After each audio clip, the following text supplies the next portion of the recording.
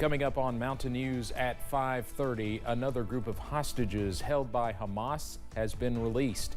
Plus, many folks come to say their final goodbyes to former First Lady Rosalynn Carter. Plus, we stay frigid tonight, but some improvements are on the way. Those details coming up as Mountain News at 5:30 starts now.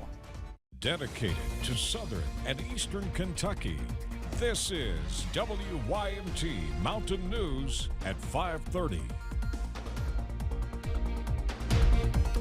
Good evening, I'm Steve Hensley. Israel said another group of hostages, including 10 Israelis, has returned to Israel. In exchange, Israel released another 30 Palestinian prisoners.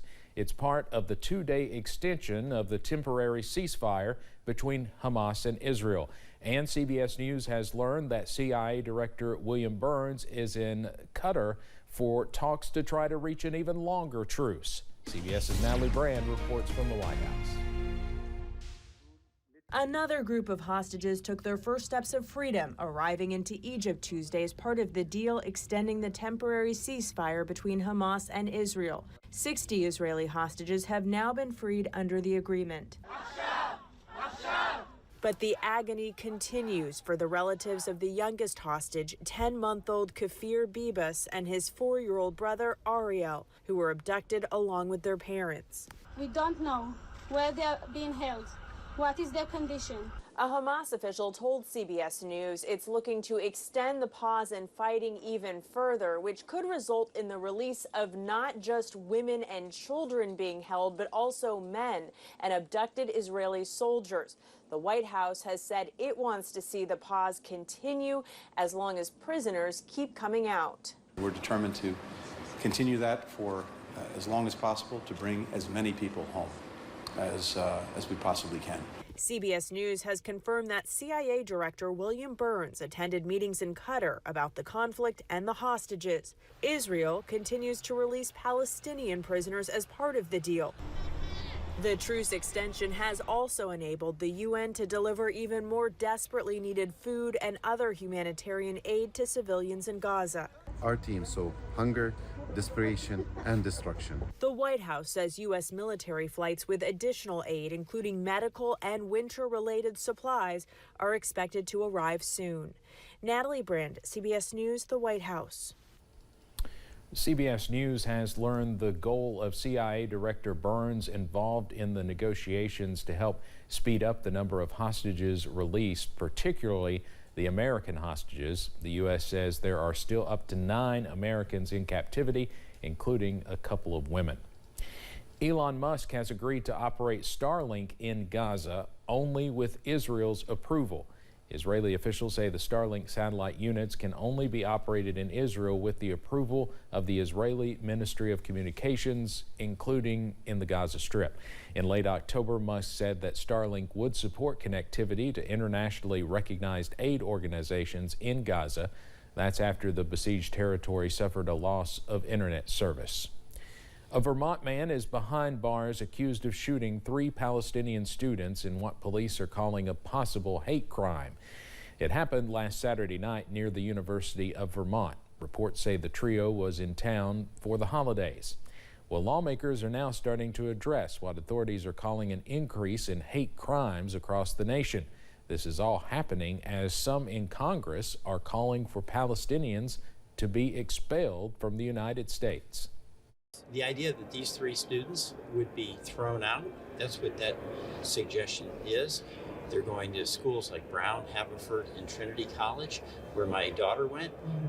That's really wrong. Un-American, I strongly oppose it.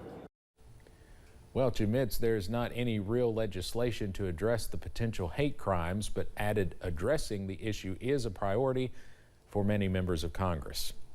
Members of the Senate held a hearing today to discuss ways to tackle the gun violence epidemic gripping the nation. Judiciary Committee Chair Dick Durbin cited data that shows in 2022, 48,000 people in the U.S. were killed in firearm-related deaths. Lawmakers from both sides of the aisle heard from experts working to address the crisis, including medical doctors and gun control advocates. Help our country have hope by demonstrating collaborative action, as you have done before.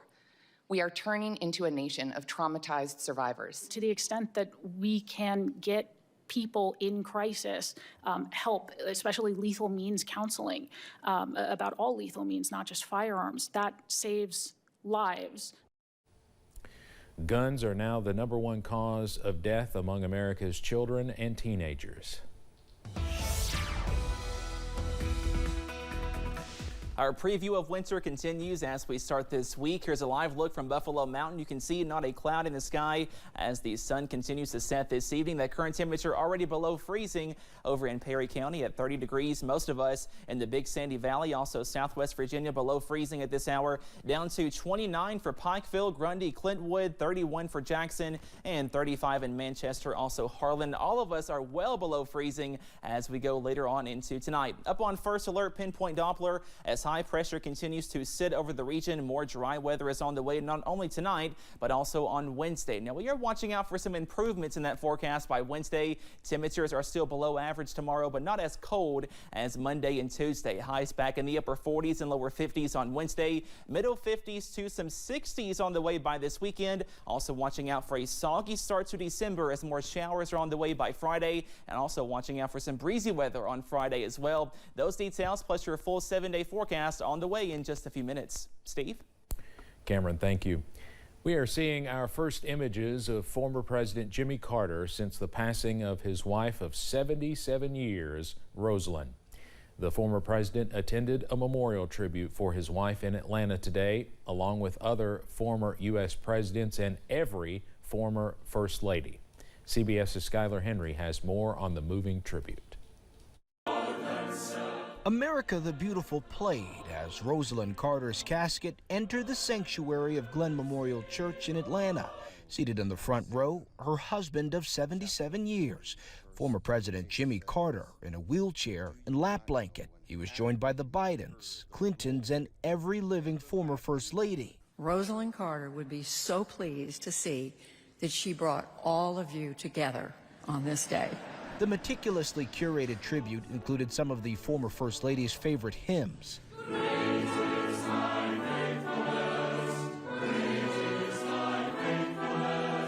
And the scripture passages that informed her life. Love your neighbor as yourself.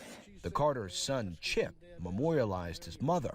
My mother, Rosalynn Carter, was the most beautiful woman I've ever met, and pretty to look at, too. And daughter Amy shared a love letter her father wrote 75 years ago. But when I see you, I fall in love with you all over again. Does that seem strange to you? It doesn't to me. The CEO for the Carter Center said the former president was determined to be here today, calling this trip up to Atlanta Rosalynn's last, and probably her husband's, too. Carter family friends Garth Brooks and Trisha Yearwood performed a duet of John Lennon's Imagine. And the world will be as one. And the entire congregation was invited to join in singing Let There Be Peace on Earth, something Rosalynn Carter worked to achieve in small and large measure.